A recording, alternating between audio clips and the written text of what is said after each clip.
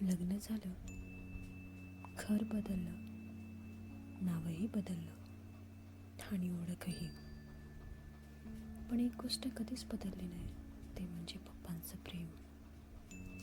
विदाईच्या वेळी सगळे रडत होते, पण पप्पा मात्र शांत उभे होते, डोळ्यातलं पाणी लपवत, ओठांवर हसू ठेवत. आनंदी राहा एवढंच म्हणाले, पण त्या शब्दांमध्ये त्यांचं पूर्ण आयुष्य दडलं होतं. लहानपणी पोट धरून चालायला शिकवलं, आज दूर असूनही धैर्य देतात.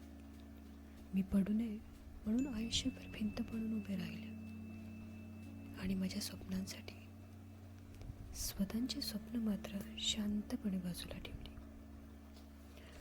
आज सासरी असले तरी किंवा कुठेही असले तरी माझ्या प्रत्येक यशात त्यांचा अभिमान असतो आणि प्रत्येक अश्रूत त्यांचीच आठवण.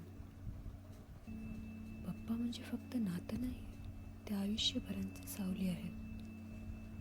घर बदललं तरी माझं सुरक्षित ठिकाण आजही त्यांच्याच मिठीत आहे, आजही त्यांच्याच मिठीत आहे.